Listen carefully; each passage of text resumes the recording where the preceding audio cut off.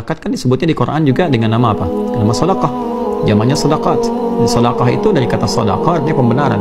Kenapa disebut sedekah? Pembenaran iman orang yang melakukannya. Ya, contoh misalnya khudz min amwalihim sedekah. Ambil dari harta mereka itu sebagai sedekah. Maksudnya zakat di sini.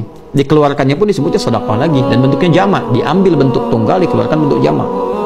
Coba keluarkannya kan di ayat ke-60 tuh.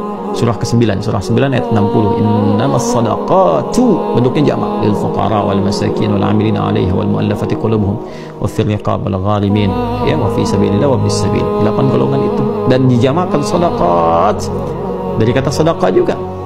Ya, kenapa disebut demikian? Untuk membenarkan keadaan imannya, karena dia yakin dengan imannya, dia berzakat.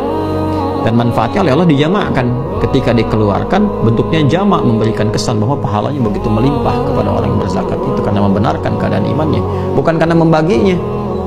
Jadi kita itu sholat, yang dinilai oleh Allah mulia itu bukan sholatnya, karena pembenaran kita atas keimanan kepada Allah, karena perintah Allahnya kita benarkan, karena keimanan kita itu yang bikin tinggi di hadapan Allah.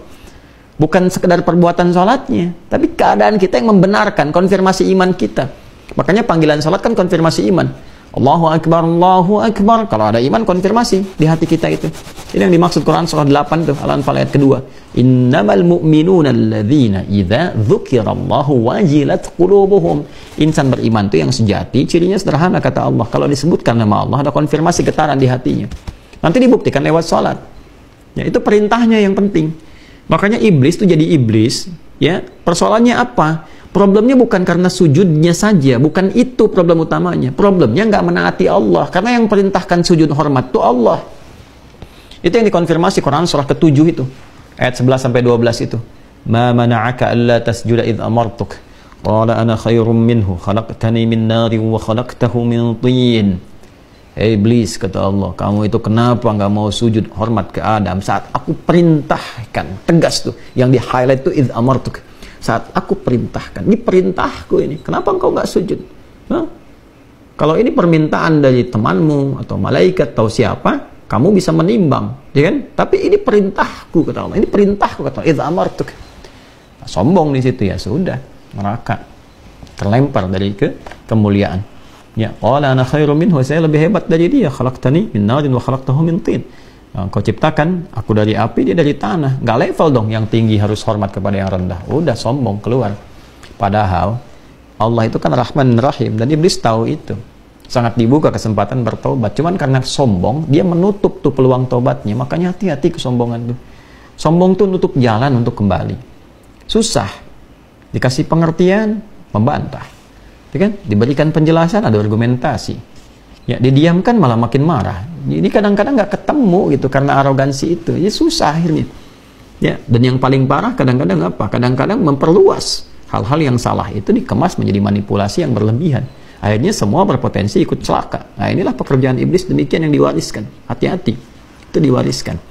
Ya, makanya bedanya setan dengan manusia. Setan itu salah, nggak mau tobat karena sombongnya. Manusia salah, manusia tobat.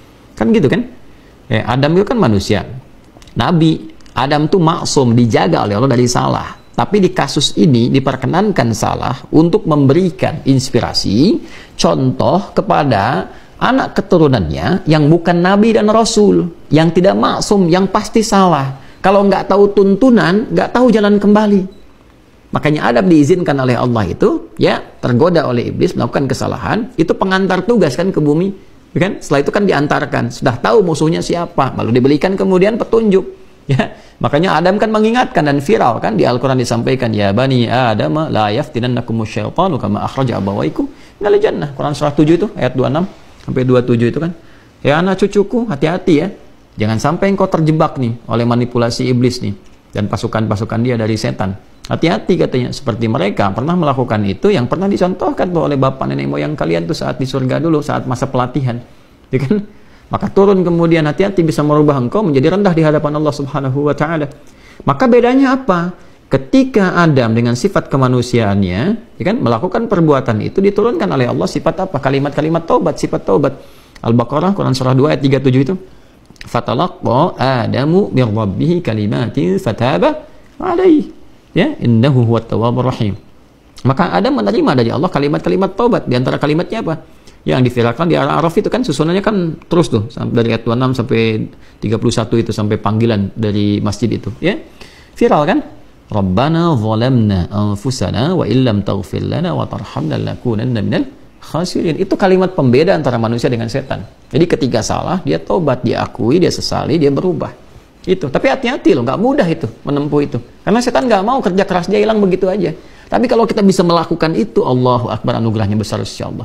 Kebahagiaan dikembalikan dengan lebih baik lagi, silaturahim jadi lebih baik lagi, kuat lagi, kemudian derajat meningkat dan kebahagiaan itu luar biasa melimpah. Ya, cuman ya tadi, ya, jalannya nggak mudah. Nah, bedanya apa? Adam menerima kalimat taubat, fatalaqqa Adamu min rabbih kalimati fataba alaih. Dilakukan taubatnya, terima oleh Allah. Dicontohkan untuk anak cucunya. Kita nih, saya, Anda, kita yang bukan Nabi dan Rasul, yang pasti salah. Jadi mencari kesalahan manusia itu nggak ada kerjaan, karena pasti ditemukan. Karena kalau mau nyari kesalahan saya, pasti ditemukan. Salah ngutip ayat, salah menyampaikan hadis misalnya, salah memahami, pasti itu. Pasti ditemukan, nggak akan ada yang sempurna. Kadang Allah pasti menghendaki salah kemudi, ya salah di situ. Supaya apa? Supaya orang nggak mengkultuskan. Ya, nggak langsung menyimpulkan, nih Ustaz nih hebat begini, cuma nggak. Jangan. Nanti Allah tunjukkan salahnya supaya mengerti bahwa ya tetap harus disempurnakan. Tetap nanti ada juga yang saling menyempurnakan dengan ustadz lain, dengan kiai lain, referensi-referensi yang saling menguatkan. Karena itu saya selalu menyarankan kan, ya belajar ke ustadz-ustadz lain, kiai-kiai lain, Masya Allah, habaib, muliakan mereka, doakan. Jangan lihat kekurangan, karena semua kita pun pasti kurang. Ya kan lucu, Anda mencari kesalahan guru, Anda aja yang murid belum paham ilmunya dan masih banyak salahnya. Ya kan? Nah, maka kita semua senantiasa menundukkan diri, bertawakal kepada Allah, kemudian saling menyempurnakan. Kalau kira-kira salah, perbaiki, nggak usah malu kan. Kemudian sampaikan kebaikan itu. Tapi kalau perbedaan pendapat jangan dieksplorasi, bukan untuk menguasai, tapi mengingatkan. Fadzakir innama anta mudzakir lasta alaihim bimusaitir. Jadi bukan untuk menguasai orang, hanya untuk membawa pada pemahaman sendiri. Tidak, buka pada orang ini begini. Saya mengerjakan yang ini, mungkin Anda yang ini dalilnya kita begini.